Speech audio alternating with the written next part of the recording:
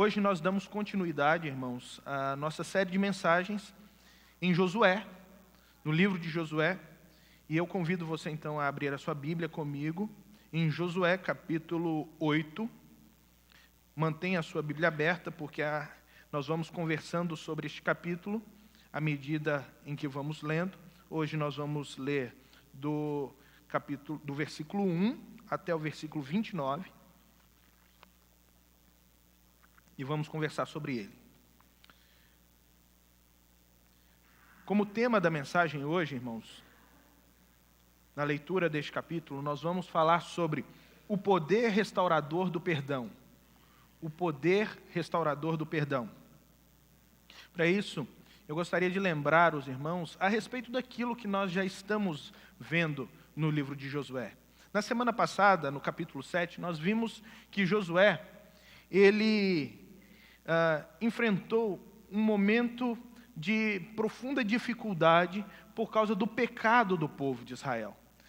Na verdade, um homem, Acã, havia pecado, e Deus, então, por causa do efeito comunitário do pecado, chamou Josué e disse: olha, Israel pecou, Josué. Israel pecou, e eu não estarei com Israel enquanto esse pecado não for tratado. Enquanto essa situação não for devidamente tratada e superada, e o povo se arrepender, então eu não serei com o povo. E Israel amargou uma profunda derrota contra uma cidade pequena, a cidade chamada Ai. Eles enviaram um destacamento pequeno, porque a cidade era tão pequena aos olhos deles, eles achavam que a cidade era tão fácil de ser conquistada, que eles enviaram um destacamento do seu exército de 3.000 homens para enfrentar a cidade de Ai, e acabaram amargando uma profunda derrota, o que incorreu em várias implicações para o povo. A primeira foi a morte de pais de família que estavam dentre aqueles destacados para a batalha, e 37 daqueles homens morreram. Também nós tivemos um grande problema organizacional e nós poderíamos falar estratégico, porque agora, com a derrota para aquele povo minúsculo de Ai, por aquela cidade minúscula de Ai, outras nações podiam olhar para Israel e falar assim: olha, eles não são invencíveis, o Deus deles não é invencível. E agora eles poderiam se ajuntar para atacar o povo de Israel, porque o coração daquelas nações que estavam com medo, que estava esmorecido por causa das belas e grandiosas ações de Deus no meio do povo de Israel, poderia despertar uma nova esperança para atacar Israel. E então aquele pecado foi tratado no meio de Israel. Acã, como condenação por esse pecado e por tudo aquilo que havia acontecido no meio do povo de Israel, ele acabou sendo morto pela justiça. Ele, os que pertenciam à sua casa. E agora, o capítulo 8, nós temos justamente o momento após o tratamento daquele pecado. A descoberta do pecado, o tratamento do pecado, e como é que Deus vai lidar com o povo depois do tratamento desse pecado. E é por isso que nós precisamos hoje falar a respeito do poder restaurador do perdão. Porque é isso que o texto vai nos mostrar. Como é que Deus perdoa o seu povo e restaura o seu povo mesmo após um pecado. O texto, no versículo 1 e 2, diz o seguinte: e disse o Senhor a Josué: não tenha medo, não desanime, leve todo o exército com você e avance contra Ai. Eu entreguei nas suas mãos o rei de Ai, seu povo, sua cidade e sua terra. Você fará com Ai e o seu rei o que fez com Jericó e o seu rei. E desta vez vocês poderão se apossar dos despojos e dos animais. Prepare uma emboscada atrás da cidade. Deus então começa a falar com Josué depois que o pecado foi tratado. E ele fala: Josué, olha, não fique com medo. Josué, eu sei que depois do pecado, depois de uma derrota, depois de um grande problema, de um grande fracasso, nós desenvolvemos um profundo medo de encarar a realidade novamente. Mas Deus está falando para Josué, não tenha medo, Josué, eu sou com vocês. Ele está falando assim, olha, o pecado foi tratado, e quando o pecado ele é tratado, devidamente tratado, eu volto a ser propício para com o povo. Eu não estava abençoando aquela incursão do povo anterior por causa do pecado que havia no meio de vocês. Mas agora o pecado foi tratado, foi superado, e eu perdoei vocês. Eu perdoei. E Deus então vai chamar Josué, e não apenas vai motivar Josué, mas ele vai dar a estratégia correta, necessária, para que Israel pudesse vencer essa batalha. Com isso nós aprendemos algumas coisas. Em primeiro lugar, irmãos, que Deus perdoa.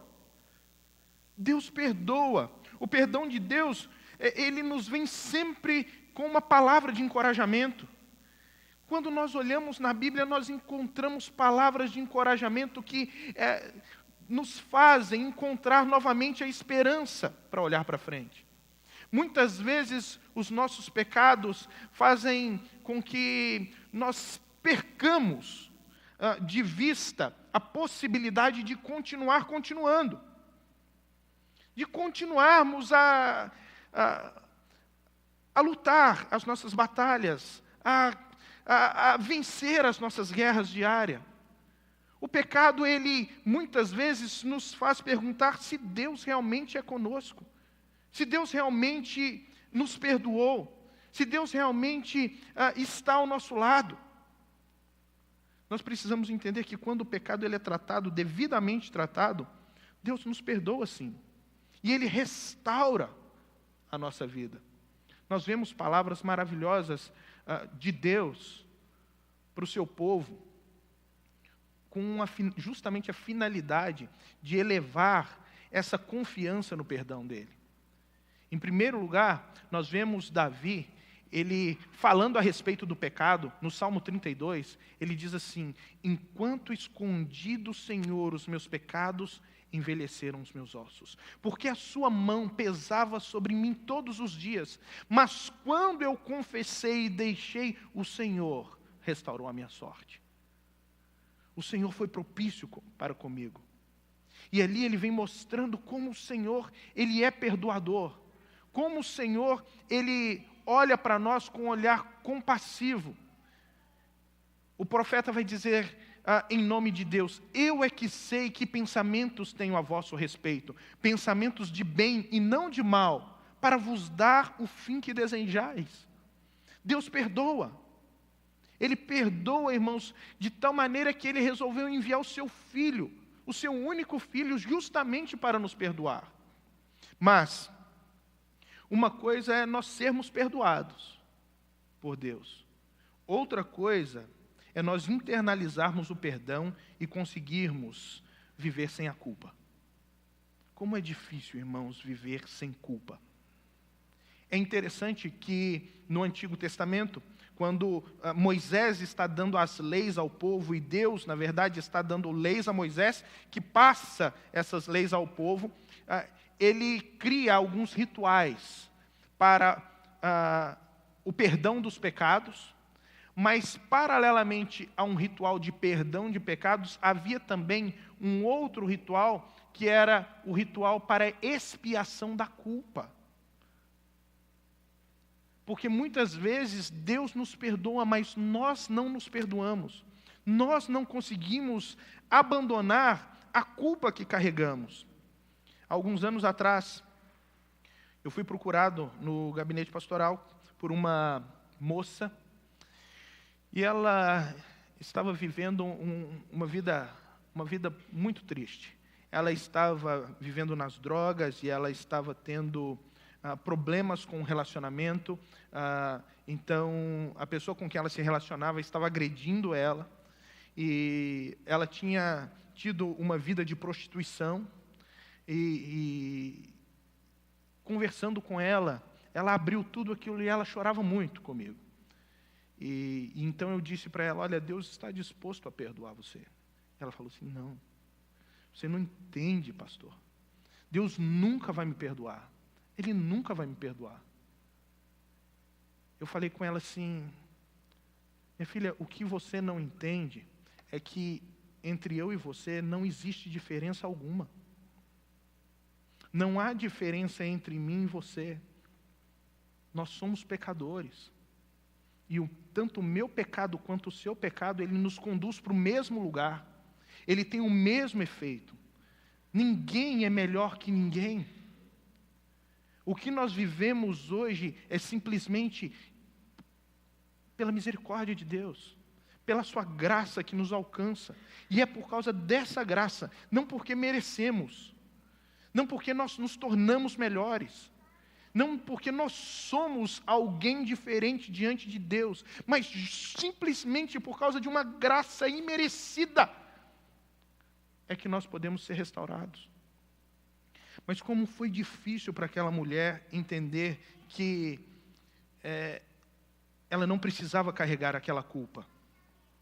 Quando Deus fala para Josué, olha, você não deve temer, isso é porque nós precisamos aprender a lidar com a culpa. Porque a culpa ela tem um grande poder capaz de impedir o nosso progresso. Ela impede o ser humano de seguir em frente. Ela estabiliza. Nós ficamos estagnados. Nós não conseguimos mudar, nós não conseguimos dar um passo, nós vivemos sempre carregando aquele peso morto, nós vivemos sempre olhando para trás, carregando as cicatrizes e as marcas do que aconteceram no passado. Mas o perdão de Deus em Cristo Jesus, ele não é simplesmente um perdão momentâneo, é um perdão que apaga todo o nosso passado. Nós precisamos aprender como Deus lida com o nosso pecado, irmãos, para que nós possamos ficar verdadeiramente livres deles e livres da culpa. A culpa, ela gera traumas. E às vezes, nós preferimos fugir desses traumas. Nós preferimos fugir desses traumas que enfrentar situações que nos causam dores, desconforto, por causa de uma derrota no passado, não é verdade? Como é difícil olhar para trás e ver que nós fomos derrotados em algum ponto. E ver que nós erramos em algum ponto. Nós gostaríamos de esquecer determinadas situações. Nós gostaríamos de esquecer determinadas circunstâncias que enfrentamos. Mas é justamente aí que Deus ele entra. E ao invés de fazer com que nós fujamos dessas situações, Deus sempre nos faz enfrentar essas situações para podermos vencer. Deus poderia ter falado, tudo bem, vocês tiveram uma derrota contra Ai, tá certo, essa cidadezinha não vai ter nenhuma expressão no processo de conquista de vocês da terra. Façam o seguinte, subam pelo norte, entrem pelo território dos filisteus e comecem então uma nova empreitada por lá. Para que enfrentar Ai novamente? Deus poderia falar isso, mas não. Deus fez com que aquele povo voltasse novamente para as portas de Ai, para enfrentar aquele povo por quem eles haviam sido derrotados. Deus nos leva de novo ao ambiente de derrota, para que nós possamos empreender uma verdadeira vitória. Nós podemos ver isso, às vezes, com relação aos nossos relacionamentos.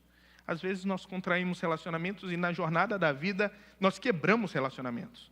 E qual é a nossa atitude? Nós preferimos romper com relacionamentos. Nós preferimos nos afastar das pessoas.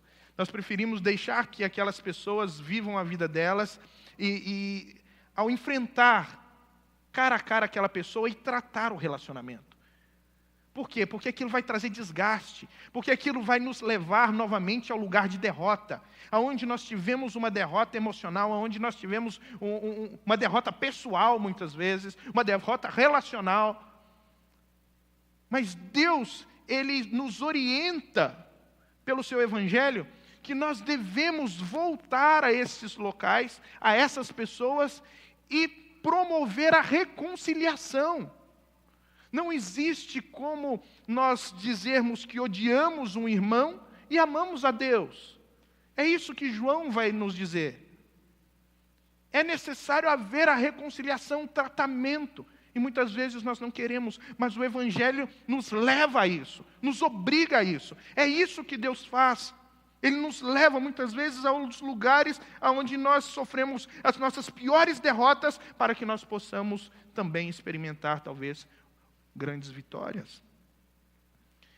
Mas como é que esse Deus lida com todo esse nosso pecado, com todo esse erro?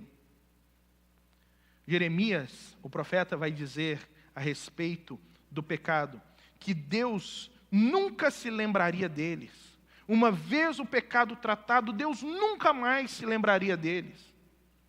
Miqueias, o profeta, também vai dizer que os nossos pecados, depois de tratados, eles seriam sepultados no fundo do mar.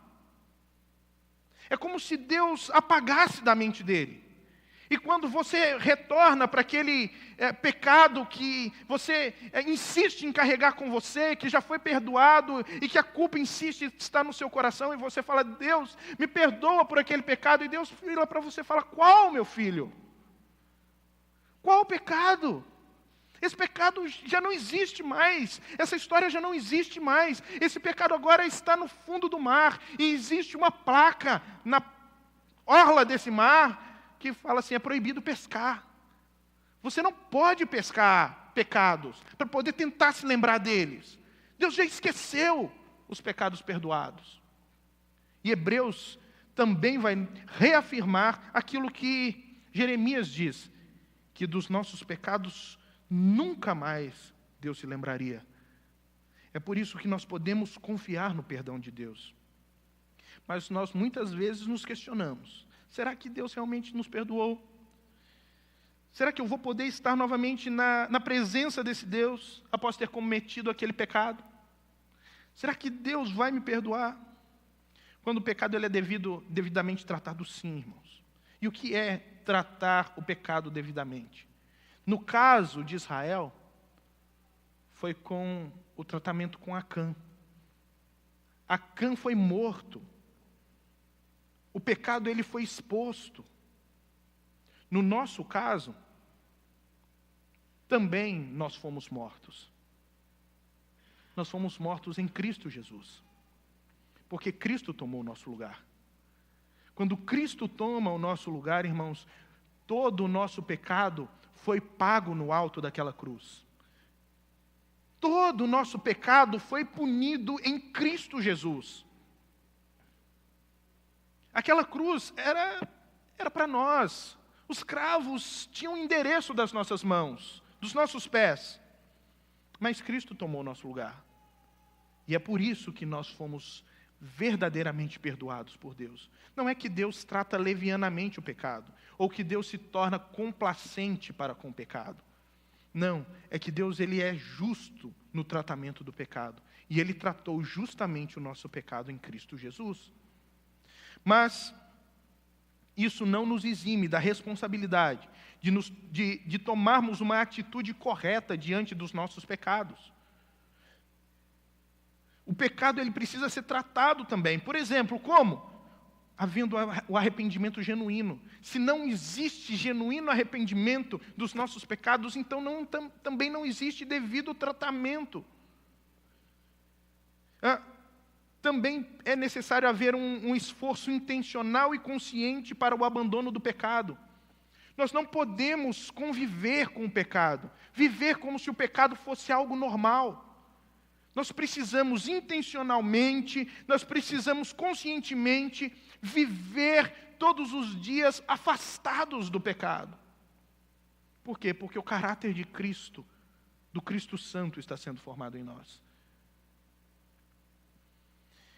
Se o nosso pecado gerou algum prejuízo para outra pessoa, seja um prejuízo emocional, financeiro, qualquer outro tipo de prejuízo, a Bíblia vai dizer que nós devemos fazer a restituição. Não é só pedir perdão para Deus, irmãos. Se você magoou alguém, você precisa pedir perdão para essa pessoa. Se você lesou alguém, você precisa devolver o que você pegou para essa pessoa. Não é só pedir perdão para Deus. É necessário haver tratamento correto. Se houve uma quebra de relacionamento, deve haver a reconciliação. Não é só pedir perdão para Deus. Precisa haver a reconciliação. E assim, o pecado devidamente tratado, ele é lançado por Deus nesse mar de esquecimento. Ele é perdoado por Deus e Deus não se lembra mais dele. Nós precisamos só tratar os nossos pecados da maneira devida, da maneira correta. E assim, o poder restaurador do perdão vai agir em nós. E nós vamos ter esperança novamente. Nós vamos olhar para frente sem permitir que a culpa nos consuma, sem sermos corroídos por esse poder tão forte que a culpa tem de nos manter fixados no mesmo lugar, nos manter sempre olhando para trás. Diz um psiquiatra que se nós conseguíssemos extirpar a culpa da vida humana, provavelmente 70% dos sanatórios perderiam seu sentido, seu significado. Porque a maior parte das pessoas que são tratadas, elas são tratadas justamente porque não conseguem conviver com a culpa daquilo que fizeram no passado. Talvez a culpa de ter abandonado um filho, talvez uma culpa de não ter tratado um filho da maneira correta. Talvez a culpa de ter feito alguma coisa, em algum ponto específico com o filho.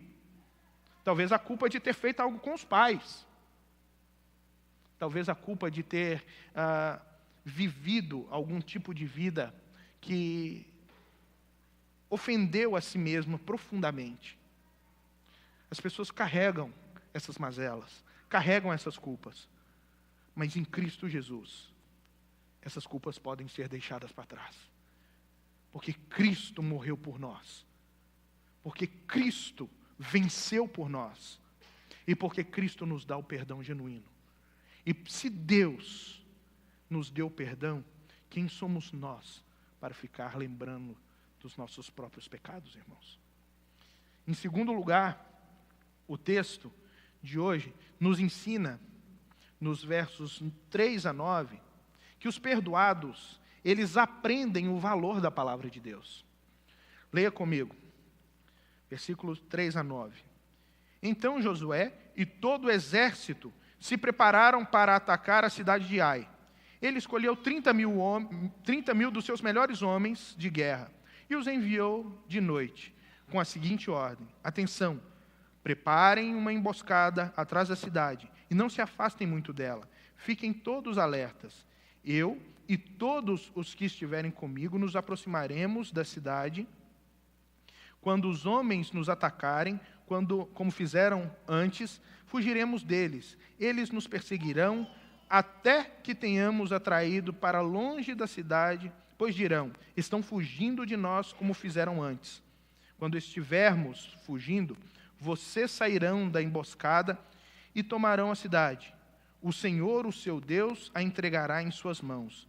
Depois que tomarem a cidade, vocês a incendiarão. Façam o que o Senhor ordenou. Façam o que o Senhor ordenou. Atentem bem para as minhas instruções. Então Josué os enviou. Eles foram e ficaram de emboscada entre Betel e Ai, a oeste de Ai. Josué, porém, passou aquela noite com o povo. Então, depois que o tratamento do perdão foi feito no meio do povo, Deus fala com o povo. E agora eles aprendem que é a instrução de Deus que conduz o povo à vitória. É a instrução de Deus que vai garantir a vitória do povo. Antes, eles olharam para o seu poder, eles olharam para a sua capacidade militar e disseram: poxa, nós somos muito maiores do que Ai. Ai é uma cidadezinha pequenininha, nós podemos vencer facilmente essa guerra. E eles simplesmente tiraram um destacamento e foram e sofreram essa derrota porque acreditaram muito no seu potencial. Eles não perguntaram para Deus qual era a estratégia correta, como fizeram com Jericó. Confiaram demais em si mesmos. Mas agora eles estão aprendendo que não é confiar em nós mesmos que garante a vitória, mas é a nossa capacidade de ouvir a instrução de Deus por meio da sua palavra. É por isso que Josué vai falar tudo aquilo que Deus disse ao seu exército. Ele vai falar assim: olha, Deus nos orientou da seguinte forma: nós vamos pegar 30 mil homens e nós vamos ir até uma parte específica entre Ai e Betel, onde existe ali algumas pedreiras que podem encobrir todo esse povo. Nós vamos à noite para lá, e nós vamos passar a noite ali. E depois, nós vamos pegar um destacamento de 5.000 homens, desses 30.000, vamos deixar ali para fazerem uma emboscada. Os outros 25.000, eles vão para a campina de Ai comigo, e nós vamos atacar de frente o rei daquela cidade. O exército vai sair contra nós. Como nós já perdemos uma vez, eles vão sair novamente, e nós vamos fugir novamente, e eles vão dizer, olha, eles estão fugindo novamente, vamos atrás deles. E aí, quando todo o exército sair da cidade, aquele destacamento que estava escondido entra na cidade. E aí, eles vão ficar no meio do nosso exército. E nós teremos uma grande vitória. Essa é a orientação de Deus. E Ele vai salientar, ouçam o que Deus está instruindo, o que Deus ordenou. É isso que vai garantir a nossa vitória. Os perdoados, irmãos, eles têm essa percepção de que Deus instrui o seu povo. Porque eles reconhecem que quem precisa de perdão é necessitado. Eles reconhecem que quem precisa de perdão necessita, de fato, de uma ação de Deus provedora, cuidadora. Deus instruía o povo naquele tempo, por meio de Josué, falando com Josué. Era Josué o general. Então Deus falava com Josué e Josué transmitia tudo isso ao povo. Depois nós temos uma outra forma de Deus falar com o povo. Deus vai usar os seus profetas. Ele usa profetas específicos para poder falar ao povo de Deus em momentos específicos e chamar o povo ao arrependimento. Depois diz João, em sua primeira carta, que Deus vai falar por meio do seu Filho. Deus falou conosco por meio de Jesus, do Jesus encarnado. Essa foi a maior revelação de Deus na história. E hoje Deus continua falando conosco. Como é que Deus nos instrui? Deus nos instrui por suas sagradas escrituras. Deus nos instrui por meio da Bíblia, irmãos. A Bíblia, ela é fundamental para a fé cristã. É quando nós olhamos para as Escrituras e aplicamos as Escrituras na nossa vida, que então a nossa vitória, ela está garantida. É com as Escrituras que nós nos relacionamos para ouvir o que Deus está falando conosco. Deus, Ele, hoje, continua falando com o seu povo, instruindo o seu povo. Se você está passando por alguma situação e você precisa da instrução de Deus, você pode encontrar isso nas Escrituras. Você pode encontrar isso nas páginas da Bíblia. O seu povo precisa, cada vez mais, entendendo o perdão de Deus, buscar as instruções de Deus na palavra dEle. E Deus, então, vai nos instruir. Vai nos instruir sobre toda e qualquer situação da nossa vida. E nós vamos ter a garantia de que a instrução de Deus será suficiente para nos conduzir à vitória. Nós também aprendemos, irmãos, com esse texto, que os perdoados, eles aprendem que a melhor maneira de viver é observar à risca as ordens de Deus. Ou seja, as pessoas não apenas ouvem a voz de Deus, não apenas leem as Escrituras, mas elas precisam aplicar as Escrituras na sua vida. Elas precisam praticar as Escrituras. Elas precisam viver as Escrituras e encarnar as Escrituras, para que então a palavra e a instrução de Deus seja real. Como disse Josué, olha, observem as ordens de Deus. Veja o que o texto vai dizer nos versículos restantes. Na manhã seguinte, Josué passou em revista os homens, e ele e os líderes de Israel partiram à frente deles para atacar a cidade. Todos os homens de guerra que estavam com ele avançaram, aproximaram-se da cidade pela frente e armaram um acampamento ao norte de Ai, onde o vale os separava da cidade. Josué pôs emboscada cerca de 5.000 homens entre Betel e Ai. a oeste da cidade. Os que estavam no acampamento, ao norte da cidade, e os que estavam na emboscada, a oeste, tomaram posição naquela noite. Naquela noite, Josué foi ao vale. Quando o rei de Ai viu isso, ele e todos os homens da cidade se apressaram, levantaram logo cedo e saíram para enfrentar Israel no campo de batalha, no local de onde se avista Arabá. Ele não sabia da emboscada armada contra ele atrás da cidade. Josué e todo Israel deixaram-se perseguir por eles e fugiram para o deserto. Todos os homens de Ai foram chamados para persegui-los. Eles perseguiram Josué e foram atraídos para longe da cidade. Nenhum só homem ficou em Ai e em Betel. Todos foram atrás de Israel, deixaram a cidade aberta e saíram em perseguição de Israel.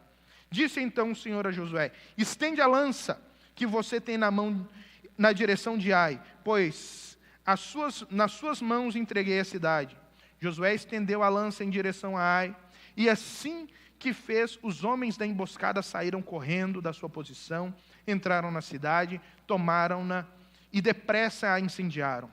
Quando os homens de Ai olharam para trás e viram a fumaça da cidade subindo do céu, não tinham para onde escapar, pois os israelitas que fugiram para o deserto se voltaram contra os seus perseguidores. Vendo Josué e todo Israel que os homens da emboscada tinham tomado a cidade e que desta subia fumaça, deram meia volta e atacaram os homens de Ai. Os outros israelitas também saíram da cidade para lutar contra eles, de modo que foram cercados, tendo os israelitas dos dois lados. Então os israelitas os mataram sem deixar sobrevivente nem fugitivo, mas prenderam vivo o rei de Ai e o levaram a Josué. Israel terminou de matar os habitantes de Ai no campo e no deserto, onde os tinham perseguido. Eles morreram a fio de espada. Depois disso, todos os israelitas voltaram à cidade de Ai e mataram os que haviam ficado. 12.000 homens e mulheres caíram mortos naquele dia. Era toda a população de Ai, pois Josué não recuou a lança até exterminar todos os habitantes de Ai. Mas Israel se apossou dos animais e dos despojos daquela cidade, conforme a ordem que o Senhor tinha dado a Josué. Assim Josué incendiou Ai e fez dela um perpétuo monte de ruínas, um lugar abandonado até hoje. Enforcou o rei de Ai numa árvore e ali o deixou até a tarde. Ao pôr do sol, Josué ordenou que tirassem o corpo da árvore e que atirassem à entrada da cidade, e sobre ele ergueram um grande monte de pedras que perdura até hoje. Meus irmãos, os perdoados, eles aprendem que a melhor maneira de viver, a melhor maneira de alcançar as vitórias nesse mundo é seguir à risca as ordens de Deus, é aplicar as Escrituras na sua vida, é viver amando as Escrituras. Quando nós olhamos aí, o texto vai dizer que naquela tarde 12.000 homens e mulheres de Ai foram mortos. Os perdoados, eles aprendem que não é a sua capacidade, então, que vai levá-los e conduzi-los a essa vitória. Lembrando um destacamento de Israel. Eles separaram um destacamento do seu exército e reuniram 30.000 homens para atacar Ai. E 30.000 homens era só um destacamento do exército de Israel. E toda a cidade, todos os habitantes de Ai, eram 12.000. 12.000 homens. Ou seja, Israel poderia ter vencido aquela batalha se não houvesse tido o pecado de Acã. Mas não é só a questão do pecado de Acã. É o entendimento de que Deus instrui o seu povo pela sua palavra e é a presença de Deus no meio do seu povo que garante a vitória. É a presença de Deus no meio do povo que vai levar e conduzir esse povo à verdadeira vitória. Não a nossa capacidade, não a nossa performance. Não é aquilo que nós temos que nós achamos que é capaz de nos levar a alcançar o nosso sucesso, ou o sucesso da nossa empreitada no dia a dia. Não são as nossas capacidades, a nossa performance, a nossa inteligência, não é nada disso, irmãos. Mas, de fato, é a presença de Deus nas nossas vidas que faz total diferença. O texto também vai dizer que eles exterminaram todos os habitantes de Ai. E aqui é muito importante nós meditarmos sobre esse princípio.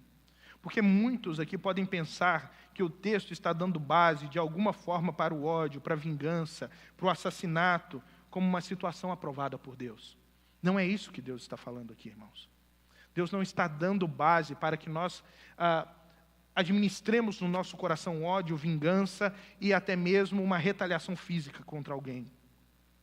Outros utilizam passagens como essas para dizer que Deus aprova a chamada Guerra Santa. Ou seja, onde atentados terroristas, eles podem ser aprovados por Deus. Porque muitos fazem os seus atentados e colocam isso na conta de Deus. Nós não estamos aqui diante de uma questão pessoal, para que nós possamos dizer que Deus está aprovando o ódio. Não é uma questão pessoal, mas nós estamos diante de uma questão nacional. Deus, Ele está não alimentando o ódio naquelas pessoas. Não tem uma perspectiva particular, como um tipo de retaliação e vingança. Não, aqui nós estamos vendo não estamos vendo a mesma coisa que um atentado terrorista. Onde alguém entra dentro de uma padaria, amarra bombas no seu corpo, e então explode aquele local com mulheres, crianças indefesas, homens indefesos. Não é isso que o texto está falando.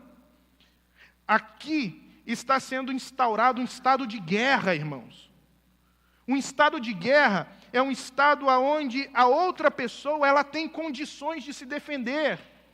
Um atentado terrorista é um atentado contra a humanidade, principalmente porque a outra pessoa está indefesa.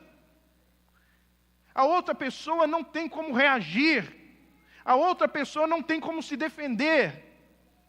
Esse estado terrorista, na verdade, nada mais é do que uma ação que nós poderíamos denominar como uma ação da mais baixa mediocridade da humanidade, porque é uma ação covarde.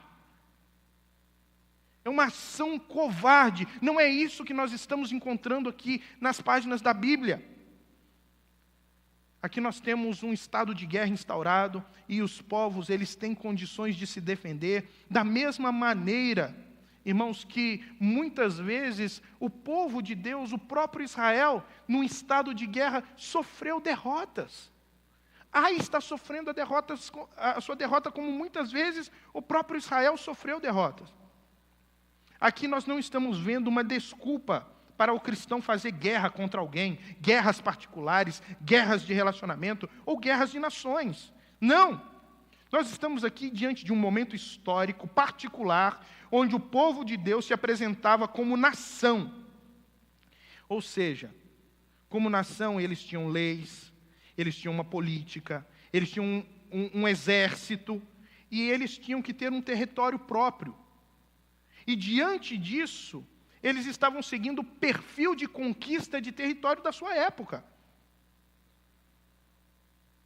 Eles não estão fazendo genocídio, eles não estão fazendo algo que é covarde. Eles não estão roubando aquela terra. Até porque aquela terra havia sido dada por Deus para eles 400 anos antes. Eles estão tomando aquilo que é deles. Por quê? Porque Deus é o dono de toda a terra, diz as Escrituras. Deus dá a terra para quem Ele quer. Fora isso, aqueles homens, o povo de Israel, está servindo como vara de correção de Deus para os demais povos que ali estavam. Aqueles povos haviam se afastado de Deus. Eles haviam abandonado Deus, abandonado a presença de Deus, e acabaram se tornando inimigos de Deus.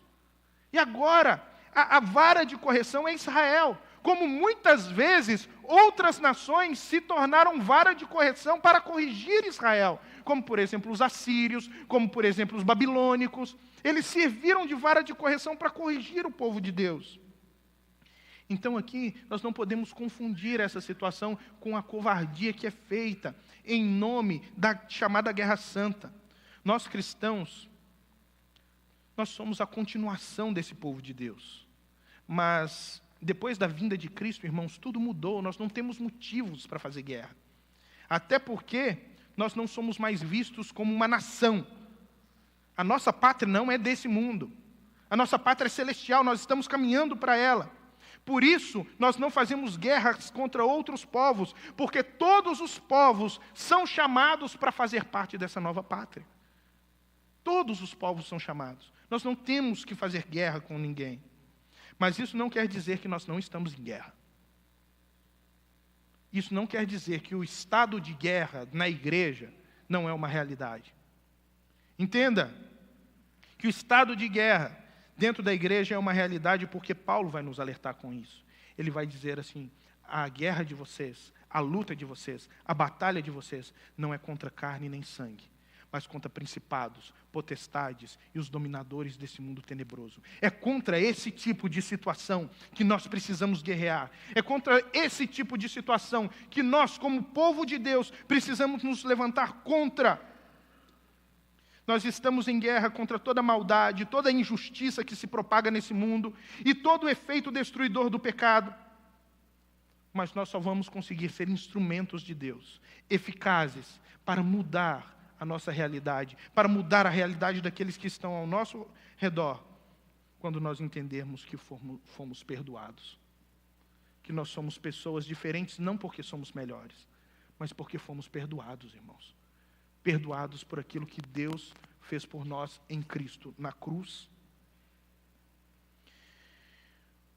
Nós também entendemos com isso que Deus sempre dá aos seus o que Ele prometeu no tempo certo. Diz aí que Israel se apossou dos animais e dos despojos daquela cidade conforme a ordem de que o Senhor tinha dado a Josué. Ou seja, depois que eles tomaram conta da cidade, eles pegaram o ouro, a prata, eles pegaram os animais daquela cidade e todo o despojo foi distribuído entre o povo. O que isso nos leva a pensar? Novamente no pecado de Acã. Porque o pecado de Acã nada mais foi do que o desejo dele particular de antecipar essas coisas. O desejo de antecipar aquilo que Deus um dia prometeu. Deus nos promete tantas coisas e nós tentamos antecipar e acabamos caindo em pecado justamente por causa disso. Deus vai dizer, vocês poderão se apossar dos despojos. A consciência do perdão nos permite entender que nós precisamos ou podemos desfrutar dos maravilhosos planos de Deus e de seu suprimento quando nós queremos viver como perdoados que buscam a santificação. O pecado de Acã não foi o de não confiar em Deus, mas foi o de buscar esse suprimento antes do tempo adequado. Muitas vezes nós temos a mesma atitude de Acã. Quando nós decidimos ter aquilo que nos é proibido, naquele momento, e deixamos de crer em Deus, de acreditar em Deus, e que Deus irá suprir as nossas necessidades, e que Deus irá suprir todas as nossas necessidades no momento certo. Alguns exemplos disso, que são muito comuns, principalmente no meio da juventude. Sexo antes do casamento. O sexo antes do casamento nada mais é do que uma antecipação de uma grande promessa de Deus. E as pessoas, elas caem nesse pecado regularmente, conscientemente, adiantando aquilo que é uma promessa de Deus e achando que não terão consequências. Outro, enriquecimento ilícito. A pessoa acha que roubando, a pessoa acha que sonegando impostos, a pessoa acha que furtando algo, ela vai conseguir alcançar o suprimento que Deus prometeu. Deus prometeu suprimento para todo o seu povo, irmãos, mas não dessa maneira. Casamentos por motivos incorretos e com pessoas inadequadas. Às vezes a pessoa está sofrendo dentro de casa, às vezes a pessoa está querendo sair de casa, às vezes o desgaste com os pais já está tão grande que ela simplesmente quer sair e ela pega a primeira pessoa que vê na frente e casa, sem levar em consideração os critérios bíblicos para isso. Tudo isso são situações que o Senhor, Ele vai nos guiar de forma apropriada, no tempo correto. Mas muitas vezes nós buscamos isso e queremos essas realizações na nossa vida antes do tempo. Isso sempre vai redundar em situações destrutivas. Isso sempre vai redundar em situações traumáticas. Isso sempre vai redundar em prejuízo para nós, para a nossa vida espiritual e para a nossa vida em geral. Mas quando nós assumimos o posicionamento de ouvirmos as instruções de Deus, Ele sempre supre as nossas necessidades da maneira apropriada, no tempo apropriado, como aconteceu aqui. Ele trouxe Israel justamente para aquela vitória, para aquele momento. Ele disse: vocês não vão ficar com nada de Jericó, mas agora, na próxima batalha, em Ai, é de vocês. Tem um momento apropriado para tudo, irmãos, para que nós alcancemos as vitórias verdadeiras, segundo a orientação de Deus, segundo a orientação do Espírito de Deus e a sua palavra. Por último, o texto vai dizer que o rei de Ai foi pendurado numa árvore, enforcado, até a tarde. Isso aqui também o autor não deixou aleatório, porque também fala a respeito de perdão de pecados. Deuteronômio, capítulo 21, versículo 22, vai falar justamente sobre isso. É uma lei que Israel tinha com relação ao tratamento de pecado. Aquela pessoa que cometeu um pecado grave, social, ela deveria ser pendurada no madeiro, ela seria morta, ela seria executada, mas ela ficaria ali no madeiro somente até o final da tarde. Eles não poderiam deixar o corpo depois de anoitecer naquele lugar. E deixariam para que todas as pessoas entendessem que aquela pessoa se tornou uma inimiga de Deus. Com o seu pecado, ela se fez uma inimiga de Deus. Ela pecou contra Deus, ela ofendeu o caráter santo de Deus. Então, aqui, também nós temos um sinal de que foi cometido um pecado grave por aquele povo. O rei representava o povo da cidade de Ai. Como se a cidade de Ai tivesse cometido um pecado grave contra Deus e tivessem realmente se feito inimigos de Deus. E aí, o texto de Deuteronômio vai dizer: maldito todo aquele que for pendurado no madeiro. Ele será maldito de Deus. É o sinal de alguém que se tornou inimigo de Deus e que recebeu a justa punição pelos seus pecados. Irmãos, é muito importante nós entendermos que nós, cada um de nós, somos o rei de Ai. Nós assumimos uma posição de inimigos de Deus. É isso que Paulo vai falar na sua carta. Vocês são inimigos de Deus.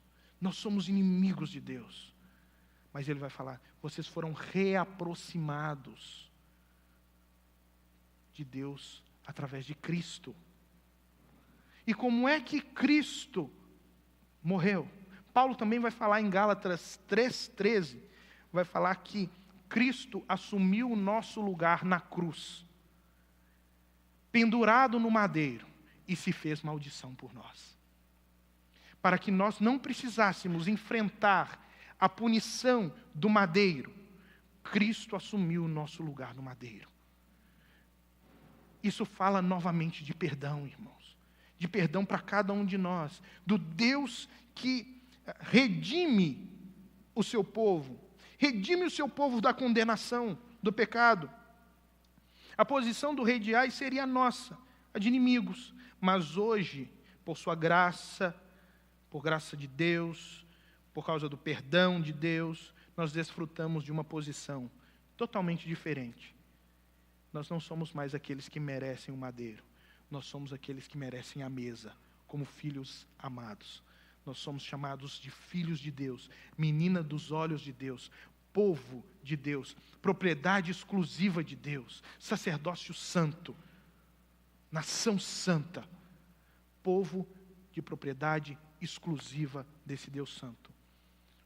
Como é bom podermos entender que existe um profundo poder no perdão. Um poder que nos faz superar as nossas limitações internas e que nos guia para superar os desafios externos também. Que nós possamos encontrar sempre forças para continuando na nossa jornada, crendo profundamente nesse Deus que perdoa e restaura. Deus abençoe a sua vida. Amém? Vamos ficar de pé, vamos orar. Senhor, nós louvamos o Teu nome. Como é bom podermos saber que o Senhor nos perdoa, que o Senhor nos alcança com perdão, o Senhor nos alcança com a Sua graça, com a Sua misericórdia. Como é bom sabermos que o Senhor assumiu o nosso lugar, que o Senhor sempre está disposto, ó Deus, a cuidar de nós, a cuidar da nossa vida, a cuidar de tudo o que é nosso e nos instruir para que nós possamos enfrentar os desafios da maneira correta, da forma adequada, e então consigamos, ó Deus, alcançar a vitória nos desafios que a vida apresenta a cada um de nós. Deus, eu peço que aqueles irmãos que talvez sofram por algum motivo, por culpa, Senhor, tem misericórdia, olha para o coração de cada um, age no coração de cada um, e que em nome de Jesus o Senhor coloque, ó Deus, a certeza no coração deles do perdão pleno, Senhor, de que os pecados foram realmente lançados nas profundezas do mar. E que em nome de Jesus, cada um possa ser liberto da culpa, em nome do Teu Filho amado. Nós agradecemos por mais esse culto e pedimos que o Senhor, durante essa semana, nos atenda e nos guie para que nós possamos honrar o Teu nome em tudo o que fizermos, para a glória do Senhor. Amém. Em nome de Jesus. Deus abençoe a cada um.